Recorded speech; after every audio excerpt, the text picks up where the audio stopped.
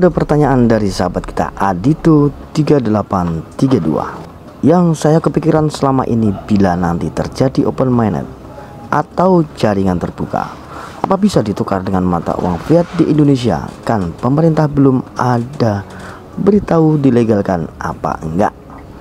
Ini pertanyaan yang cukup bagus. Tapi sebelum saya menjawab, Anda akan saya ajak memahami tentang lembaga keuangan aman dan efisien bertukar informasi satu sama lain. Itu diciptakan oleh organisasi internasional atau ISO, kelompok internasional non pemerintah yang independen, menilai standar internasional untuk hal-hal seperti kualitas, manajemen keamanan. Jika Anda pernah mengirim transfer uang, Anda mungkin pernah mendengar standar pesan lainnya disebut SWIFT. Itu mirip dengan 20O22, tapi ada beberapa perbedaan utama antara keduanya seperti format data, tingkat detail, dan fitur keamanan. SWIFT menggunakan formatnya sendiri, sementara 20O22 menggunakan XML dan lebih mudah diintegrasikan. Beberapa bank sentral dan regulator keuangan sudah mewajibkan penggunaan 20O22 untuk sistem aplikasi tertentu. Misalnya Dewan Pembayaran Eropa telah menetapkan batas waktu hingga tahun 2025 untuk semua pembayaran set-off menggunakan 20O22. Federal Reserve Amerika Serikat juga mendorong lembaga keuangan wajib mengadopsinya pada tahun 2025. Ini sangat berarti untuk masa depan mata uang digital. ISO 20O22 berpotensi dalam pengembangan CBDC karena menyediakan fleksibilitas dan kerangka kerja standar untuk pesan keuangan yang memastikan konsistensi dan interoperabilitas antar sistem. Dengan menggunakan ISO 20O22 dapat meningkatkan penggunaan mata uang kripto. Sebagai contoh, mata uang kripto Ripple, XRP, dan Stellar, mereka sudah bergabung dengan jaringan ISO 20O22. Dan yang lebih menggembirakan bagi pionir, Pi Network telah mengadopsi teknologi ini sehubungan dengan pembayaran ledger blockchain dalam proyek tertentu.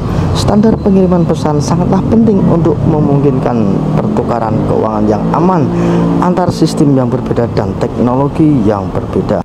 Protokol 20 akan sepenuhnya bergabung dengan sistem keuangan kuantum QFS atau Quantum Financial System. Bank harus memenuhi standar solusi konversi mata uang global.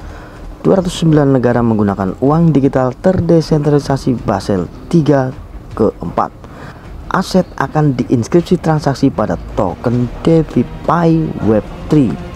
Sahabat, Pinode telah terhubung ke jaringan kuantum, melintasi rantai perbankan berstandar Basel III ISO 20O22.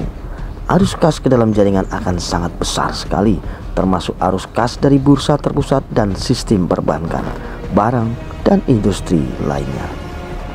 Tim inti Pi telah mulai menyingkirkan hambatan dan mengizinkan aplikasi Web2 untuk menggunakan fungsi URL yang disebutkan sebelumnya untuk mengambil alamat horizon dan soroban RPC dari URL atau sesi Pi blockchain.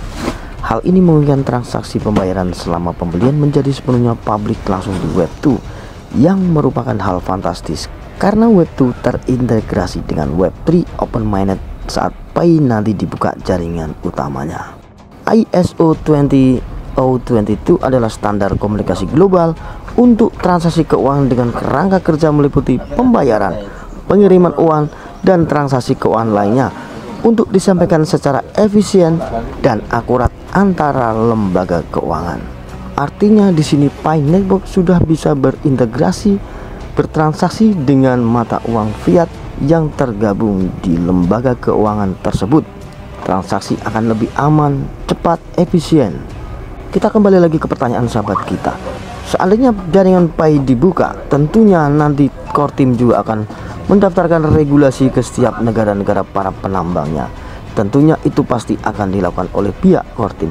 Seandainya pun tidak, Pi Network nanti akan terintegrasi dengan blockchain yang lainnya, juga akan terintegrasi dengan CBDC. Jadi teman-teman bisa menukarkan mata uang fiat rupiah digital yang rencananya CBDC, Central Bank Digital Currency, rupiah digital. Nanti bisa teman-teman tukar dengan Pi Network karena Pi Network memenuhi standar ISO 20O22. Seandainya teman-teman pusing dan tidak tahu cara menukarkan, teman-teman bisa menukarkan di exchange kripto, bisa bertukar dengan Bitcoin ataupun Ethereum. Kemudian teman-teman bisa men-swapnya dengan rupiah digital atau rupiah yang berada di exchange kripto tersebut. Misalkan saja ada Indodax ataupun ada toko kripto. Kalau toko kripto dan Indodax itu terregulasi dengan Bapeti, OJK, PPATK yang ada di Indonesia, artinya mematuhi peraturan regulasi yang ada di Indonesia. Teman-teman bisa menukarkannya Pi Network dengan Bitcoin, lalu teman-teman swap ke rupiah. Jadi tidak usah khawatir. Sekarang pun ada IDR atau BIDR yang teman-teman nanti setelah menjadi BIDR bisa teman-teman tarik ke rekening masing-masing perorangan. Jadi tidak usah mumet alias tidak usah pusing. Pi memiliki Pi browser yang artinya sama dengan seperti memiliki exchange. Kalau Pi Network hadir di Indonesia, tentunya Nicholas Kokalis akan mendaftarkan regulasi dengan pemerintah Republik Indonesia. Tetapi apabila tidak mendaftarkan regulasi di pemerintah Indonesia, maka teman-teman bisa bertukar melalui exchange kripto ataupun melalui CBDC.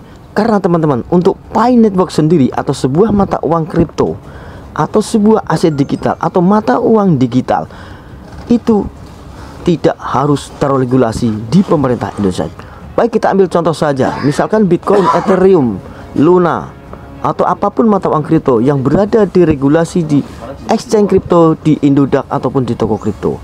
Tentunya teman-teman pemilik Ethereum seperti Vitalik Buterin ataupun pemilik Bitcoin Satoshi Nakamoto yang orangnya pun kita tidak tahu, tidak perlu mengizinkan regulasi ke pemerintah Indonesia. Yang membayar pajak adalah toko kripto atau Indodax. Jadi di sini paham ya, tidak usah pusing. Sudah terjawab pertanyaan dari sahabat kita Adito 3832. Tetap semangat, Pi Network akan menjadi mata uang global dunia yang merevolusi sistem keuangan dunia. Justru yang menjadi hambatan dan tantangan bagi para pionir Indonesia yaitu masalah pembelian barang dan jasa yang langsung offline atau toko-toko yang menjual barangnya dengan pembayaran Bitcoin. Itu jelas melanggar peraturan perundang-undang pemerintah Republik Indonesia, yang artinya pembayaran di Indonesia hanya menggunakan rupiah. Tetapi tidak usah khawatir, seiringnya perkembangan zaman dan teknologi, semua akan mengikuti pada saatnya. Sebagai gambaran saja sahabat, mata uang US dollar atau dolar bisa dipakai untuk menabung di Indonesia atau bisa bertukar dengan rupiah dan hadir di perbankan Indonesia. Tetapi dolar tidak bisa untuk membayar bakso atau sate ayam. Itu karena melanggar peraturan pemerintah Indonesia, yang artinya teman-teman nanti bisa saja bertukar Bitcoin di perbankan Indonesia. Karena di tahun 2025 nanti pemerintah melalui Bank Indonesia sudah akan menerbitkan rupiah digital yang artinya berada di jaringan CBDC atau Central Bank Digital Currency, dan akan terintegrasi juga dengan Pi Network dan mata uang fiat lainnya atau mata uang kripto lainnya yang memenuhi standar ISO 20022. Jadi di sini teman-teman, Pi Network memegang peran penting dalam dunia keuangan global yang terbarukan dengan sistem yang terdesentralisasi yang tidak bisa dirubah karena itu sudah merupakan sifat blockchain.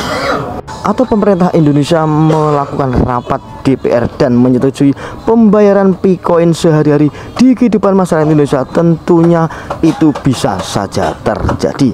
Kita lihat saja perkembangan berikutnya. Tetapi yang penting teman-teman tidak usah khawatir, kita akan bisa menjadi kaya setelah Pi Network open mainnet. Dan tentunya itu semua perjuangan bertahun-tahun yang teman-teman lakukan. Sekian dulu video dari saya, semoga ini bermanfaat. Jangan lupa like, subscribe, dan share ke teman-teman agar lebih paham tentang teknologi mata uang digital di masa depan.